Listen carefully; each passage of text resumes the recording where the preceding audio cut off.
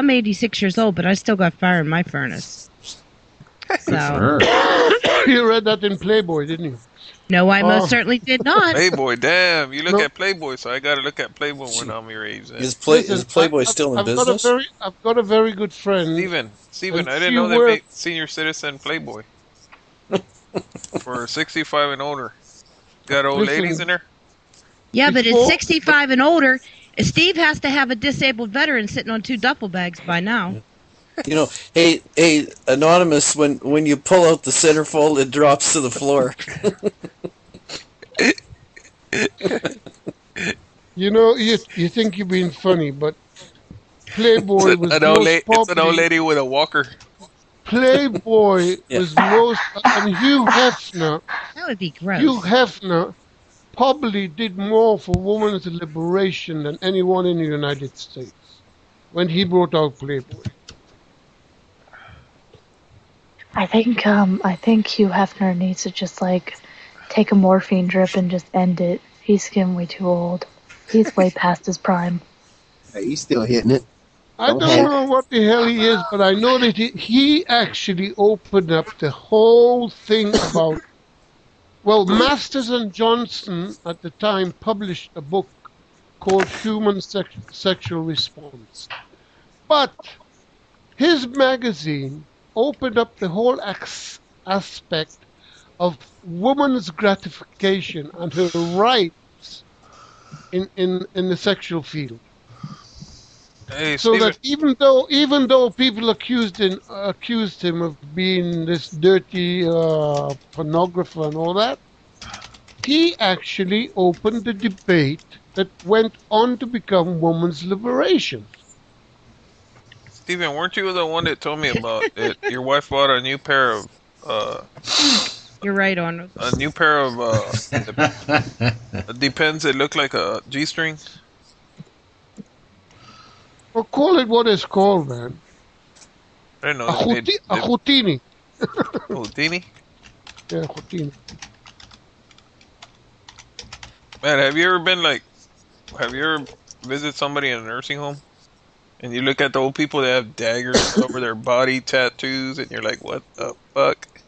Listen, I worked. My dad's in an old folks home. You see that? You ask a fucking question. Wait for the answer. All right? Yeah. Because I'm not allowed to work for a salary. Anonymous, you asked a fucking question. Wait for the answer. Go ahead, Steven. Because I'm not allowed to work by the Defense Ministry for money.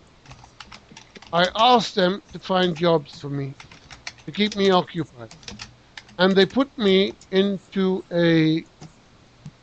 I wouldn't call it an old people's home. I'll call it a home where people go to die.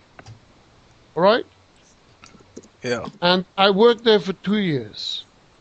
And because I'm a paramedic, after 2 months, they put me in charge of the night shift. So I've seen every single type of female or male organ that there is. Outside organ, yeah, not inside. I mean, I've changed their diapers. I've cleaned up their I was going to say you're on diaper duty. Yep. Yeah, what? Nothing, man. I thought you were going to tell me you've seen all kinds of feces. That as well. Oh, shut up. That as well. That as well, he said it. Yeah. And I'll tell you something. If I smell your feces, I can tell you if you got cancer of the bowel or not, just by smelling it. Oh, damn. What's my balls? Did you say you're going to smell someone's balls? What? Yeah, for real. Who the hell would want to be a shit smeller? Steven, what were you able to find out by touching it, though? When you change someone's diaper in the middle of the night, you don't have much choice but to smell it, do you? Steven, what could you tell when you touched it, though? Ew, what? What do you mean when I touched it? I took a fucking sponge, Yuck. put some soap on some soap on a sponge, washed her down, dried it, put some cream on it, God. and put a goddamn diaper back on it. Did they tell you to pick the niblets out of it and take it to the lab? Shut up. That's so gross. No, you know what? I wish that you're gonna live to be to a ripe old age, that you're gonna dote and they're gonna put you in one of these homes. If you think it's Shit. so funny to see these people suffer like that. Oh, it's not. But you talking about smelling somebody's balls and shit. I don't know Man, what the not gonna fuck burn that me under. was. Put it right there. Oh, There was one old woman there all night long. She shout, "I want to die, I want to die," and she'd knock her head on the wall. yeah, it's because you were And then sitting on her face. in the morning, I'd take her, I'd give her a You shower. give it to her? God damn. In the shower? I'd shampoo her hair, put new underwear on, put on Damn. You clothes, really got and frisky. then I'd sit her down to feed her because she couldn't feed herself. And then suddenly she would start knocking her head and saying, "I don't want to die. I don't want to die. I don't want to die." After you showed her your penis, she said that. Anyway, after Oh 2 years, I God. was so depressed by this that I had to leave. I couldn't stay any longer, man. You couldn't stay there at the nursing home or what? I couldn't stay. You know, I was too depressed. Shit, I freaked out when I seen people there. I was like, God damn, I wonder what kind of people these people were. They had tattoos all over their bodies. Old ladies, man. I'm wondering what kind of people these people were before. Look like gang members. The only good thing about this nursing home was that it wasn't segregated. You had every race and creed and religion in these old people.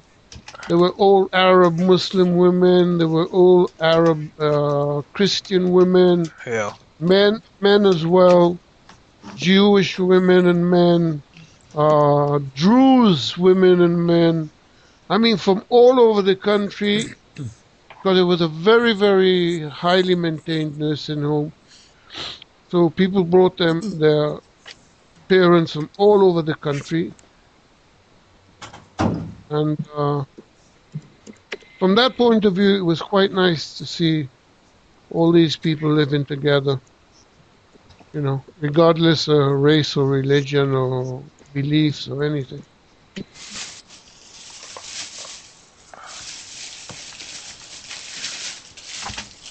Then it would be depressing as hell because you take care of someone, let's say every morning you had, let's say, 6 or 8 people to shower and then change their clothes and diapers.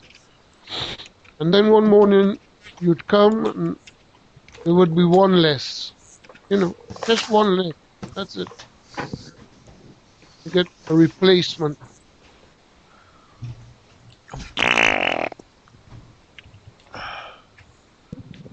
Anonymous, you better wipe. Hey, so how many kids do you have, Steven? 3 kids, 4 grandkids. That's it? 4 grandkids? Shit. At your age, I would think you had like 30 grandkids. I only got 3 kids. 3 kids and 3 grandkids. You see, I got married late. Late? My son got married late. My daughter got married late. Well, no, my daughter got married at 24, but she had her first kid at 27. Damn! The hell were you teaching your kids? What was I teaching them? Yeah. I was teaching them, first of all, live together for at least a year before you decide to get married. Oh, okay.